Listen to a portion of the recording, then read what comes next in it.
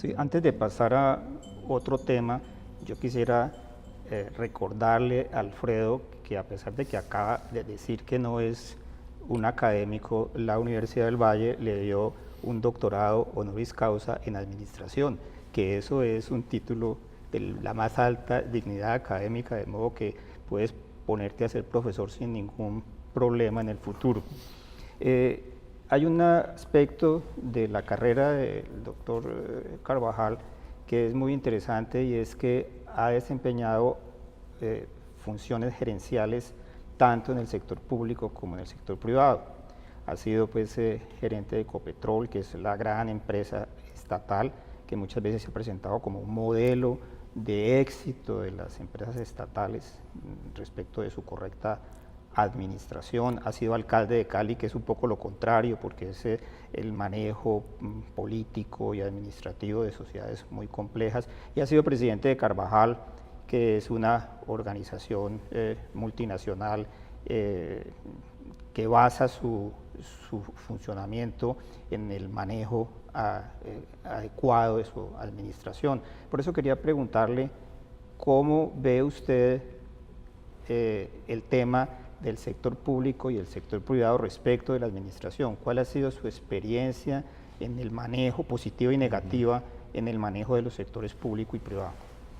Lo primero que te digo, Oscar, es que ha sido muy enriquecedor y a mí me ha aportado mucho para poder entender, muchos de los problemas que se presentan a diario.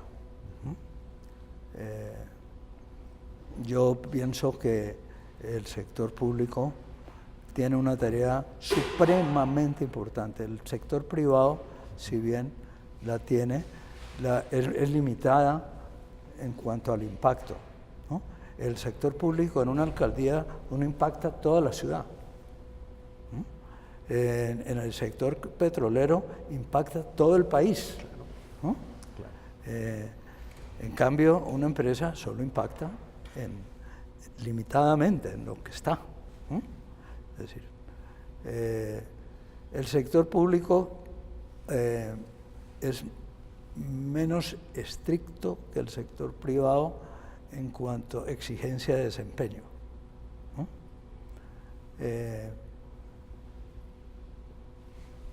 ¿Y qué otra cosa te podría decir del sector público? El sector público trae muchas satisfacciones. Mi mayor satisfacción es la de haber sido alcalde de Cali, más que la de gerente de Ecopetrol. ¿Pero cree usted que el Estado debe tener empresas productivas?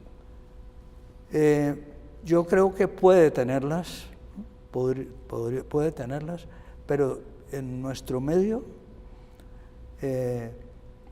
ha habido muchas dificultades. Y la primera dificultad que tiene una empresa pública es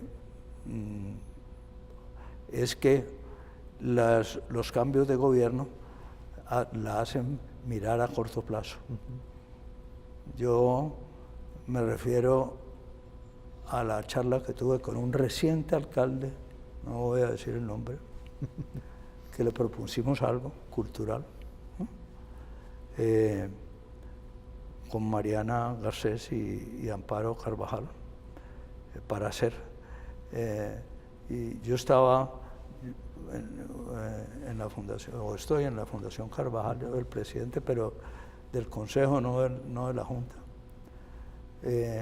Y me dijo, mira, Alfredo, lo que pasa es que ustedes piensan a largo plazo. Yo solo tengo 4 años en la alcaldía. Y en esos 4 años tengo que demostrar que soy capaz y lo que tengo que hacer. Entonces, lo primero es la visión. En una empresa uno tiene una visión de más largo plazo, ¿no? Segundo, entra el aspecto político, ¿no? O yo lo llamo politiquero, más bien. Yo creo que la política es sana y la política se practica en todas las actividades. En la universidad hay política, en la empresa privada hay política. En la familia. ¿No? Pero es sano, es una política sana. Sí. ¿No? Pero la politiquería que aquí nos ha permeado excesivamente hace que, por ejemplo, las empresas públicas admitan desempeños deficientes porque por recomendados que dio fulanito y para la relación que tiene que tener con ese senador, ¿no? O con ese representante o con ese concejal, ¿no? El tema de la reelección, ¿no? La reelección se da por votos y los votos los da la opinión pública, ¿no? En una empresa la reelección se da por resultados, ¿no? Y entonces uno tiene que demostrar que tiene buenos resultados y que está mirando a largo plazo, porque a uno no le pregunta en una empresa solamente cuáles fueron los resultados del balance del día, sino para dónde va la empresa, ¿no? Y de eso depende el éxito de un ejecutivo en una empresa. En cambio, el político depende de los votos y muchas veces se sacrifica administración y largo plazo por votos. Usted dice que le gustó, que el cargo que más le ha gustado ha sido el de ser alcalde. Y dentro en ese cargo, ¿qué fue lo que más le gustó de ese ejercicio? Lo primero es que toda persona, un administrador, cuando entra a un nuevo cargo, tiene que enterarse, aprender, ¿no? Cuando a mí me nombraron en Ecopetrol, casualmente... Sí, continúe. Casualmente nos visitaba Bill Hopper, el presidente de Petrocanada. Y entonces, una pregunta que yo le hice a Bill, le dije: yo estoy recién nombrado aquí, yo no sé casi de petróleo, he leído todo lo posible, me he enterado, me he asesorado, pero sé poco, ¿no? Sí. Y me da temor, ¿no?, de que no pueda hacer un buen desempeño por mi falta de conocimiento del tema. Y me dijo: mira, Alfredo, a mí me pasó lo mismo. Yo cuando entré a Petrocanada, yo no venía del sector petrolero. Y lo primero que tuve que hacer era enterarme, aprender todo lo que uno pudiera, pero aprender lo fundamental, ¿no? No pretendas ser técnico, porque tú no estás preparado para ser técnico. Ser ingeniero de petróleo, ¿no? Es ya muy complicado. Sí. Para eso están esos funcionarios, pero sí tú tienes que aprender todo lo que es fundamental de este negocio. ¿Qué hace que este negocio sea productivo, sea exitoso, ¿no? Y todas, pues, las incidencias que tiene muchos aspectos en ese tema. Y eso fue lo que yo traté de hacer en Ecopetrol, aprender lo fundamental, y sigo aprendiendo lo fundamental del petróleo porque me gusta el tema. En la ciudad aprendí a conocer a mi propia gente y a servir a mi propia gente, a la gente cercana. Eso es como el ser útil en una familia, el ser buen padre. Eso es una satisfacción muy grande, o ser buen abuelo, ¿no? En una ciudad es lo mismo, ¿no? Es decir, un poco más distante, obviamente, y más gente. De ese tipo de relaciones más íntimas, pero es su propia gente, es la gente amiga, es la gente que ve uno todos los días. Y estarla sirviendo y haciendo una buena gestión, o pretendiendo hacer una buena gestión, porque el presidente Misael Pastrana me decía: si sales con 3, sales bien librado, aprobaste la materia. Entre los temas que usted toca como comentarista público, hay uno que es muy reiterativo, y es el reclamo, por así decirlo, contra la centralización del poder político y de las decisiones de todo tipo en Bogotá, y que es algo que se produce en detrimento de las regiones. ¿Qué opina usted del nivel de centralización en Colombia? ¿Qué recomienda para que esa situación cambie? A ver, cuando era alcalde tenía que ir casi que semanalmente a Bogotá a hacer gestiones para la ciudad. Eso me hizo pensar mucho. Sin embargo, las ciudades grandes no tienen, es decir, no sienten ese problema. Yo me leí un libro de Gustavo Duncan sobre la violencia aquí en Colombia y en México, y sobre la guerrilla, y sobre el narcotráfico, ¿no? Y comparto completamente, ¿no?, lo que ese libro dice. Es que, como decía, en las grandes ciudades no se siente, pero más distante de las grandes ciudades se siente mucho. No hay autoridad. No existe la autoridad, ¿no? Y entonces ese vacío lo llena el más fuerte, ¿no? El Pacífico colombiano, por ejemplo.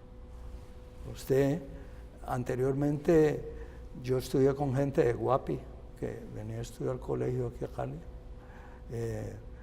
y yo, por ejemplo, el Cauca, que es lo que nos queda más cerca, Timpiquí, Guapi, hoy en día son dos poblaciones que en materia de educación, que en materia de salud, son muy precarios, pero muy precarias, ¿no? Y lo que llega el funcionario de Bogotá es que llega por ahí a las 9, 10 de la mañana, que es la hora que alcanza a coger todos los vuelos, y se va a las 4 de la tarde, y yo lo llamo paracaidistas. Así no se, es decir, de esa manera no se gobierna. Un gobernador tiene que estar metido, inmerso en los problemas para poderlos resolver, ¿no? Un gobierno de paracaidistas no es bueno. La gente debe gobernarse ¿no?, de manera más cercana. ¿Qué recomendaciones hay para eso? ¿Ah? ¿Qué recomendaciones haría usted para solucionar ese problema? A ver, tiene que haber delegación de funciones, ¿no? Tiene que haber delegación.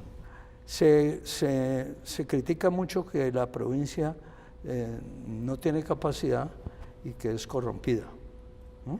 Y entonces tratan de centralizar las cosas en Bogotá para evitar la corrupción. Y resulta que la corrupción lo que hace es más atractiva la corrupción, porque es más grande, ¿no? Si las compras se centralizan en un solo sitio, pues esas compras son de mucho más cuantía, ¿no?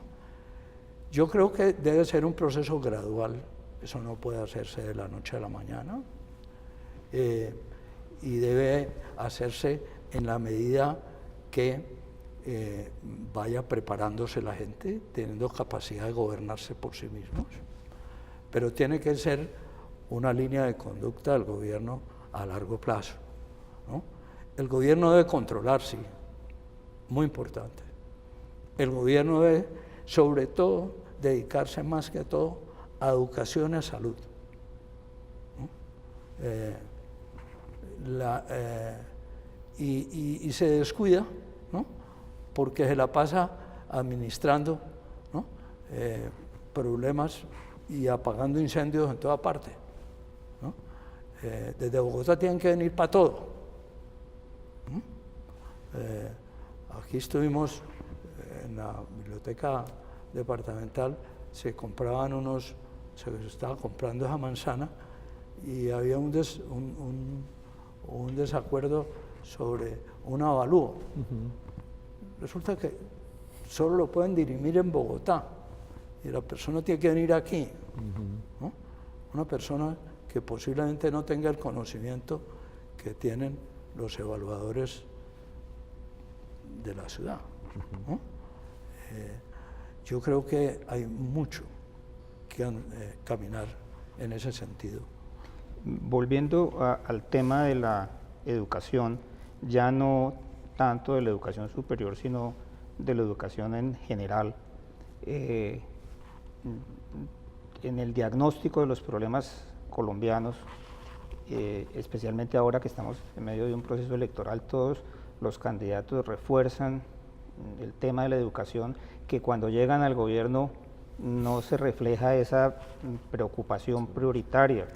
Y eso ha llevado a que la gente perciba que la falta de educación, y no solamente de educación formal en el sentido de aprender una técnica, sino de aprender a manejar los temas de la convivencia y de la vida en general, es muy deficiente. ¿Qué opinión le merece a usted el proceso de formación educativa en Colombia desde la primaria hasta la educación superior? A ver, así que al comienzo hablábamos de que lo que se ha avanzado en la educación superior, y creo que ha habido grandes avances en la educación superior en el país. Ese control, que es la certificación, funciona muy bien. Debe existir para los colegios, porque los colegios públicos han venido distanciándose mucho en el nivel académico de los colegios privados. Eso no era así en la época que yo estudié. Para mí, en aquella época, todos sabían, yo estudié con los jesuitas en bachillerato, y todos sabíamos que Santa Librada tenía un nivel académico mejor que el Bermans. El mejor nivel académico que había en Cali era el de Santa Librada, que era pues un colegio público. Eso se perdió. Había también muy buenos colegios públicos en poblaciones, como el caso de Palmira, con el Cárdenas, ¿no? Y eran famosos. Eso se ha ido perdiendo. Y el problema que tienen las universidades hoy en día, y que lo vivimos en el Consejo Superior, y es uno de los temas de los cuales se habla, es que la gente, que por ejemplo, con el ser Pilo Paga, ¿no? Que son los mejores estudiantes, pero no los topes de los estudiantes, porque son los que entran normalmente a la universidad, no vienen bien preparados académicamente, y hay que hacerles cursos de nivelación, tutorías, en fin, ayudarles para que surjan. Creo que en eso y en la educación media, aquí se salta del ingeniero al maestro de obra empírico. Aquí no hay intermedio. Y en otros países, sobre todo en Europa, ¿no? Hay intermedios muy valiosos, entre otras cosas, económicamente, a veces mejor pagados que los profesionales, que son los técnicos, ¿no? Y eso se ha venido descuidando en el país. La Universidad del Valle tiene la peculiaridad que no es común en las universidades, que tiene toda la escala de la educación, tiene tecnologías, tiene pregrados, tiene posgrados, hasta el nivel de doctorado. Pero obviamente el nivel de preparación para los estudiantes que se gradúan y que salen al sector, bien sea al sector productivo, o al sector social, o a las distintas actividades, no siempre es el que la sociedad espera. ¿Qué opinión le merece a usted el tipo de profesional que está produciendo hoy la Universidad del Valle? Y que además, introduzco ahí algo, Oscar, don Alfredo, usted digamos, ha tenido que trabajar con ellos también en calidad de empresario y de dirigente, y hoy, de hecho, pues me imagino que tiene mucha relación con profesionales de muy distintas edades y de muy distintas áreas, algunos, por supuesto, de aquí, de la Universidad del Valle. Sí, es el tema de la pertinencia. Desafortunadamente, en determinada época, las universidades públicas se ausentaron del sector ciudadano, yo diría, no solo privado, ¿no? También en otras áreas, ¿no? Hoy en día hay una preocupación muy grande con el rector, el doctor Edgar.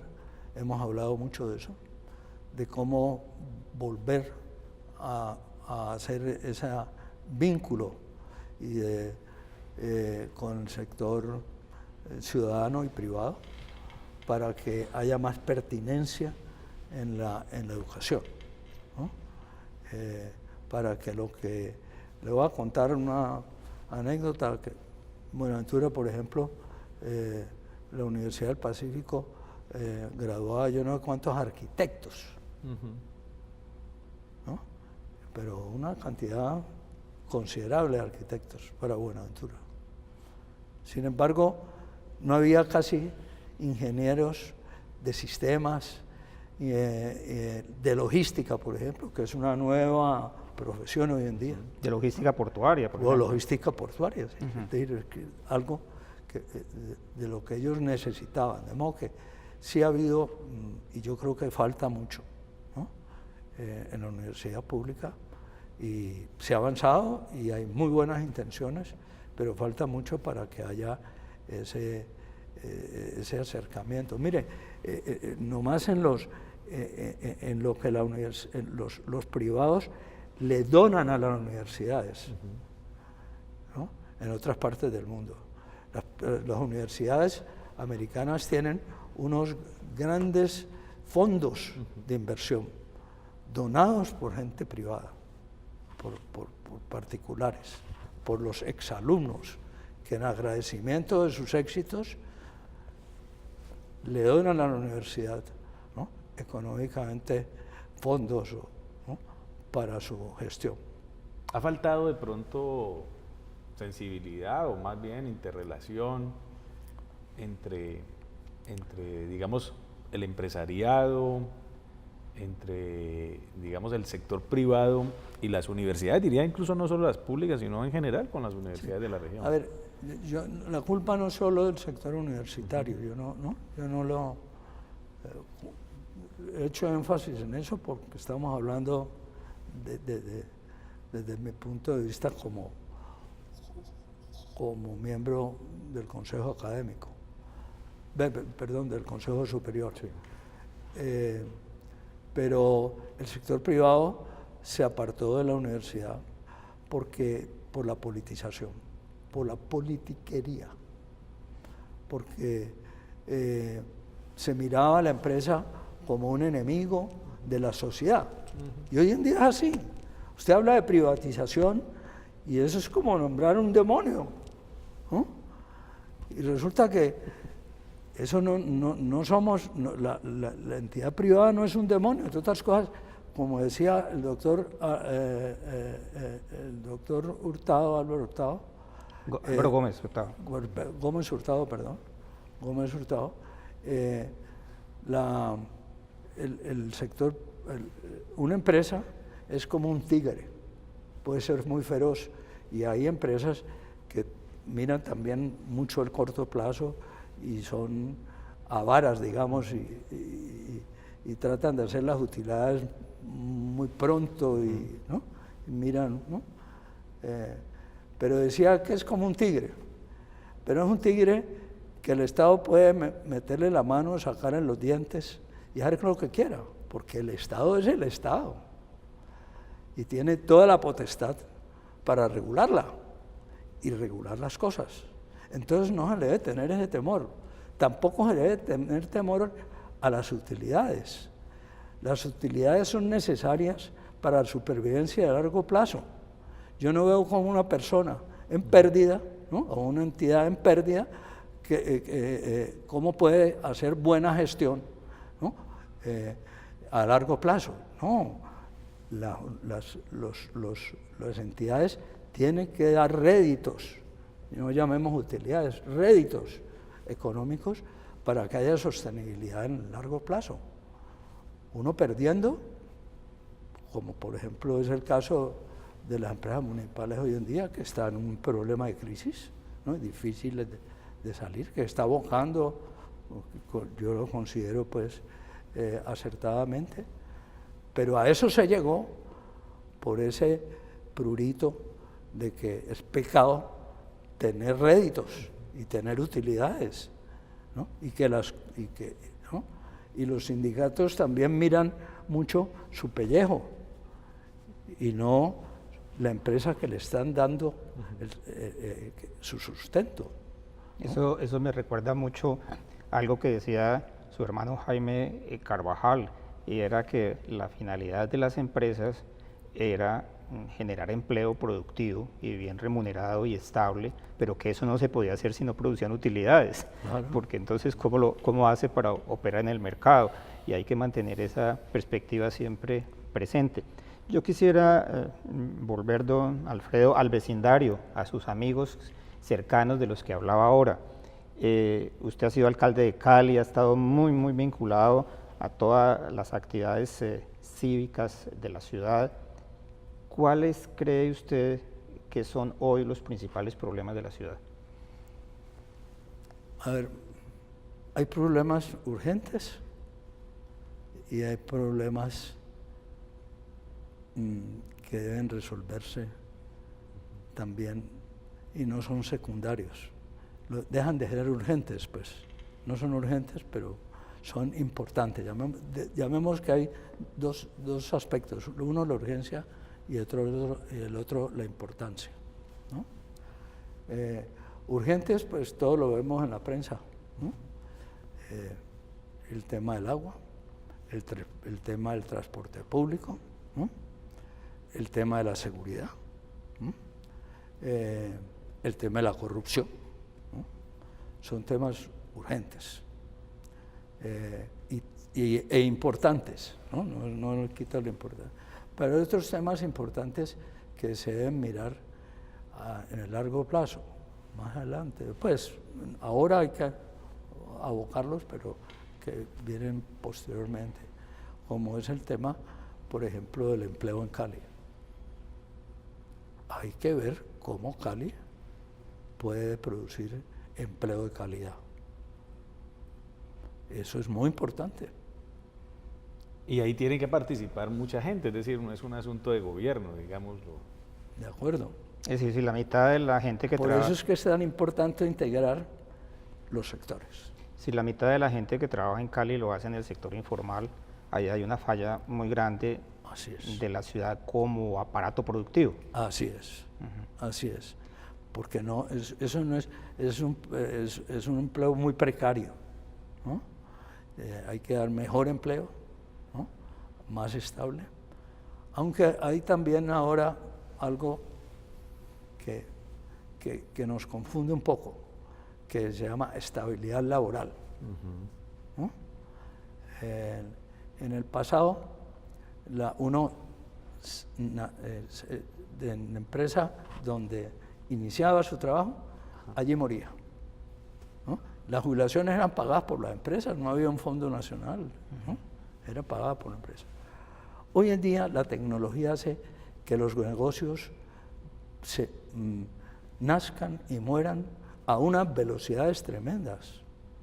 Me voy a contar el caso de Carvajal. Carvajal tenía un gran negocio que era páginas amarillas, entre otras cosas en muchos países, y era un negocio muy bueno, muy rentable. Nos habíamos vuelto los chachos de ese negocio, los expertos, ¿no? Y llegó Google y desapareció, ¿no? La empresa misma, Nokia, era una empresa excepcional en telefonía celular hace 10 años. Y llegó Apple con el teléfono inteligente y se acabó Nokia, ¿no? Claro.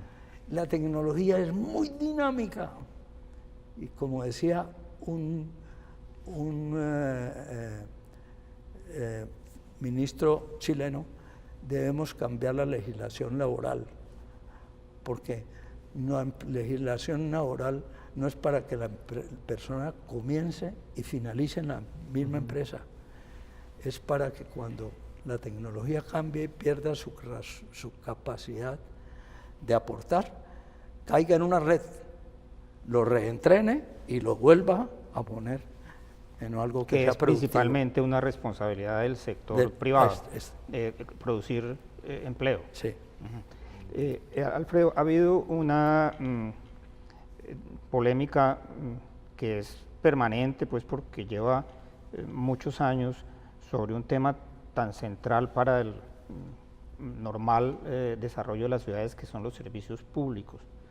Y en Cali, particularmente, ese tema tan reiterativo de qué hacer con la empresa de telecomunicaciones, que como usted lo acaba de decir, es una de esas víctimas de los avances tecnológicos. ¿Cómo ve usted la situación de en Cali, que es un tema que yo veo que le preocupa mucho también? A ver, en Cali son 3 empresas y no una, muy distintas. Lo primero que tienen que hacer es separarlas. Puede haber una holding que sea la dueña. Uno puede ser dueño de varias empresas, Claro. pero deben ser empresas muy independientes. Bueno, muy bien. Hemos estado en este espacio de charlas en la U, acompañados de uno de los dirigentes vallecaucanos de mayor renombre, de mayor prestigio, como lo es don Alfredo Carvajal Sinisterra, quien además hace parte del Consejo Superior de la Universidad del Valle, acompañados de Óscar López Pulecio, asesor del despacho de la Rectoría. Quiero darle los agradecimientos, don Alfredo, a Óscar por el apoyo en esta entrevista, que esperamos se repita muy pronto, don Alfredo, porque usted tiene muchísimas cosas para decirle no solo a esta región, sino al país. Le agradezco mucho, mil gracias por la invitación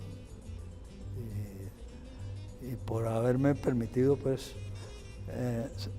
expresar algunas de mis ideas sobre distintos temas, ¿no? Muy bien, Muchas volveremos gracias. así, entonces la próxima semana en este espacio de charlas en la U, un espacio del canal de la Universidad del Valle y la Dirección de Comunicaciones Universitarias.